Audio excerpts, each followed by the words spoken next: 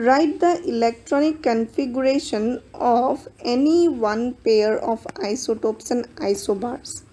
तो किसी भी एक पेयर ऑफ आइसोटोप्स और आइसोबार का इलेक्ट्रॉनिक कन्फिगुरेशन लिखना है हमें।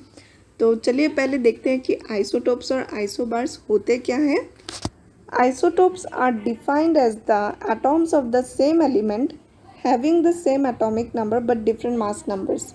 यानी कि आइसोटोप्स जो होते हैं वो होते हैं atoms of the same element के एटॉम्स ही होते हैं, लेकिन उनका जो एटॉमिक नंबर होता है वो तो सेम होता है, लेकिन जो मास नंबर होता है वो डिफरेंट होता है।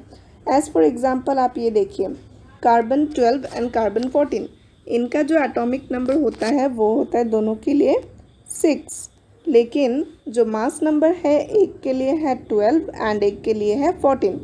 यानी कि ये दोनों कार्बन के आइसोटोप्स हैं, क्योंकि देखिए atoms of the same element कहा गया है, तो यहाँ पर दोनों एलिमेंट क्या है, कार्बन है, having the same atomic number. तो एटॉमिक नंबर नीचे में है 6 दोनों के लिए, और जो मास नंबर है वो है एक के लिए 12 और एक के लिए 14। तो ये दोनों आइसोटोप्स हैं, ठीक है। एंड अब इसका हम इलेक्ट्रॉनिक कन्फिगुरेशन फाइंड करेंगे।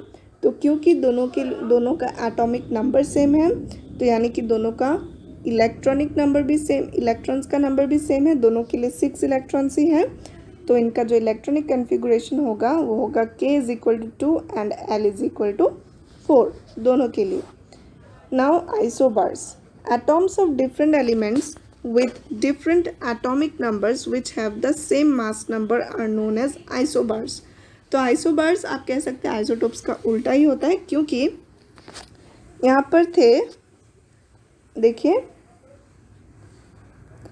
आइसोटोप्स के लिए सेम एलिमेंट थे, तो आइसोबार्स के लिए डिफरेंट एलिमेंट्स।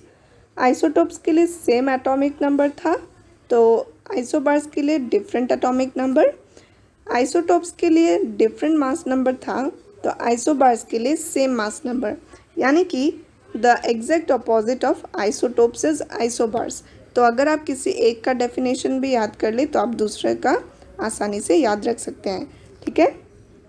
अब हम देखेंगे आइसोबार्स का, एक पेयर ऑफ आइसोबार्स का इलेक्ट्रॉनिक कन्फिगुरेशन। तो यहाँ पर देखिए आर्गन एंड कैल्शियम, इन दोनों का जो मास नंबर है वो है 40, तो सेम मास नंबर है, लेकिन एक का एटॉमिक नंबर है 18 एंड एक का है 20। तो एटॉमिक नंबर डिफरेंट है, एलिमेंट्स डिफरेंट हैं, लेकिन मास सेम है। तो ये दोनों आइसोबार्स के एग्जाम्पल हैं। अब हम इनका इलेक्ट्रॉनिक कन्फिगुरेशन फाइंड करते हैं। तो क्योंकि यहाँ पर दोनों का जो एटॉमिक नंबर है डिफरेंट है, तो यानी कि यहाँ पर नंबर ऑफ़ इलेक्ट्रॉन्स भी डिफरेंट होंगे। तो नंबर ऑफ़ इलेक्ट्रॉन्स अगर डिफरेंट है तो इलेक्ट्रॉनिक कन्फिगुरेशंस भी डिफरेंट होंगे। तो आर्गन के लिए जो इलेक्ट्रॉनिक कन्फिगुरेशन होगा वो होगा K = 2 L8 and M8, because argon का एटॉमिक नंबर होता है 18। सो इसे हम 2 for K shell, 8 for L shell and बच गया 8, सो वो हम M शेल में दे सकते हैं, क्योंकि M मैक्सिमम 18 एकोमोडेट कर सकते हैं, 18 इलेक्ट्रॉन्स एकोमोडेट कर सकते हैं। नाउ कैल्शियम के लिए देखिए, उसका एटॉमिक नंबर होता है 20। सो K के लिए 2, K में 2 एटॉम्स, L 8 मैक्सिमम एकोमोडेट कर सकता है, तो 8, M 8 एंड N = 2, ठीक है।